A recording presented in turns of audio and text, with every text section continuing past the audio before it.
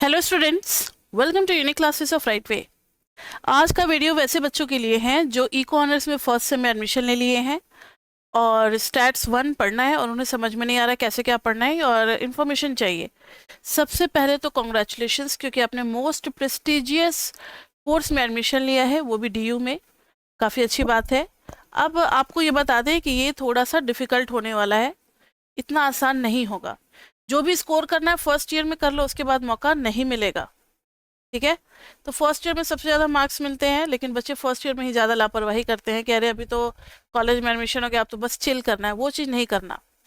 तो सबसे पहले आपको मैं अपने बारे में बता दूं। Myself Khushboo Jha, I will be teaching you maths, stats, econometrics. Maths आपका 3 पोर्शन में डिवाइड किया गया है, MME 1, MME 2, MME 3। स्टैट्स आपका 2 पार्ट में डिवाइड किया गया है, स्टैट्स 1 और स्टैट्स 2। फिर इकोनोमेट्रिक्स होगा और फिर एडवांस्ड इकोनोमेट्रिक्स होगा। ये सारा पेपर मैं आपका लूंगी, बाकी के पेपर माइक्रो मैक्रो आपके प्रवीण सर लेंगे। ठीक है। तो सबसे पहली बात कि सिलेबस है क्या और कौन सी बुक हम लोग फॉलो करेंगे। तो बुक होगी हमारी JL डिवोर की बुक होगी। JL डिवोर की जो बुक है वो साइंस के स्टूडेंट्स के लिए है, इंजीनियरिंग के स्टूडेंट्स के लिए है। तो हमें क्या करना है कि हमें उनके मेथड पे तो फोकस करना है, उनके फॉर्मूले पे तो फोकस करना है, लेकिन उनके क्वेश्चन के लैंग्वेज पे फोकस नहीं करना। ये साफ साफ लिखा हुआ रहता है कि क्वेश्चन का लैंग्वेज जो हमारे डे टू डे लाइफ से मैच करेगा, जिसको हम कोरिलेट कर पाएंगे आसानी से एग्जाम में, लेकिन मेथड समझना है हमें। तो कुछ कुछ टर्म्स होंगे साइंटिफिक टर्म्स, उनको इग्नोर करके क्वेश्चन को करना है हमें। दूसरी बात कि हमारा सिलेबस क्या रहने वाला है, और स्टैट्स 1 बोले SME 1 बोले बात बराबर होगा। SME का मतलब होता है स्टैटिस्टिकल मेथड्स फॉर इकोनॉमिक्स। ठीक है। तो अगर ये भी वर्ड बोलेंगे तो मतलब वही होगा।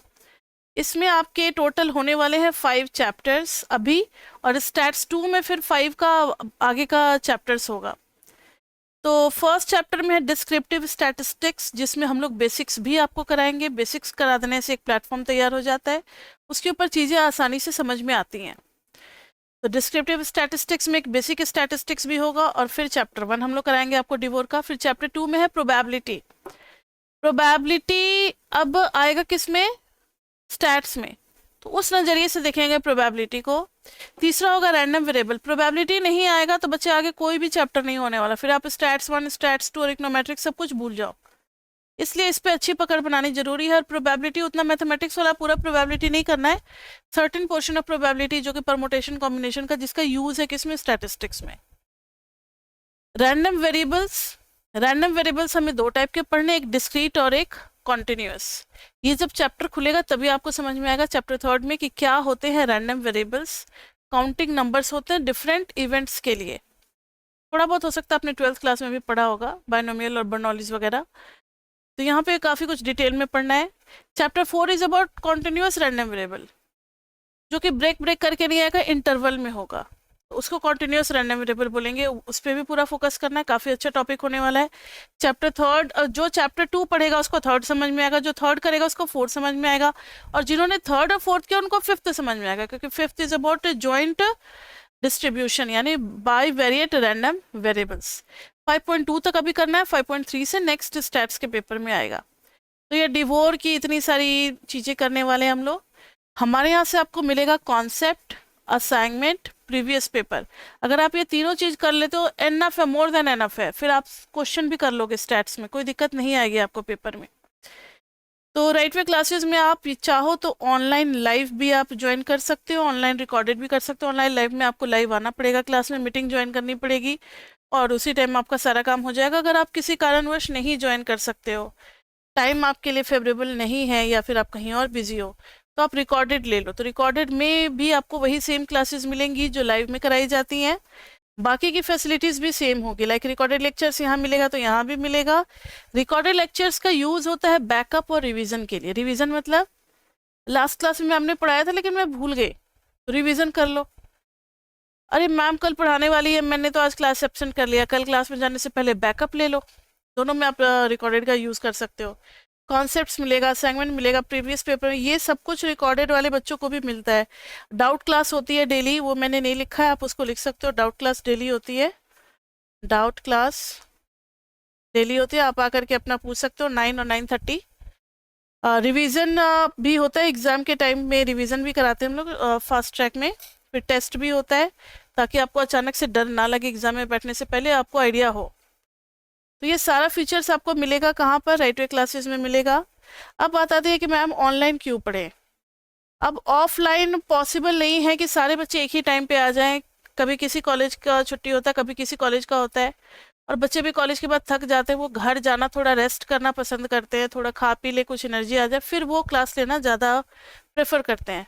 तो ऑनलाइन में ये पॉसिबल है कि सब अपने अपने घर पहुंच जाए, 7 o'clock 8 o'clock इवनिंग में भी आप आराम से क्लास ले सकते हो अपने घर में, कंफर्टेबल माहौल में, एसी चला लो, जो भी है सब कुछ अपना मैनेज कर सकते हो। और कई बच्चे बिजी भी होते हैं सोसाइटीज़ वगैरह में, बिजनेस वगैरह में, तो उनको टाइम ही नहीं मिल पाएगा यहाँ पर आने का ऑफलाइन, इसलिए ऑनलाइन अब चल पड़ा है, ऑनलाइन ही बच्चे प्रेफर कर रहे हैं।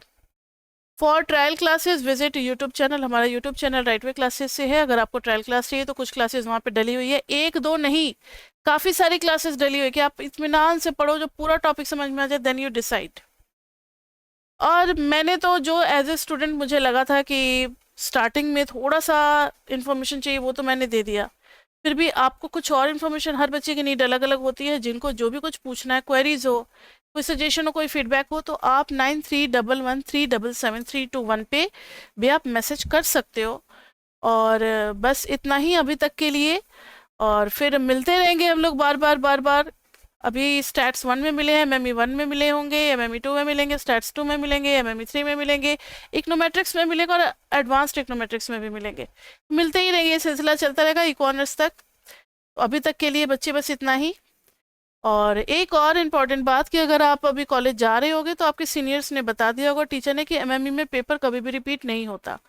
अगर आपको किसी ने बोला है कि 5 साल का क्वेश्चन पढ़ लो उसी में से आता है, तो कभी नहीं आता बच्चे। हाँ, पैटर्न मिलता जुलता रहेगा, लेकिन क्वेश्चन हर बार बदला हुआ रहेगा, और कुछ ना कुछ उसमें नए टेक्निक लगा देंगे। तो वो आप तभी कर पाओगे जब आपका बिल्कुल क्लियर कॉन्सेप्ट होगा। इसलिए एमएमई को टफ पेपर माना जाता है, और इसकी तैयारी अच्छे से करनी होती है। तो अभी तक के लिए इतना ही बच्चे, best of luck for your future, और मिलते हैं फिर हम लोग अपनी क्लासेस में। Till then bye bye bye bye bye.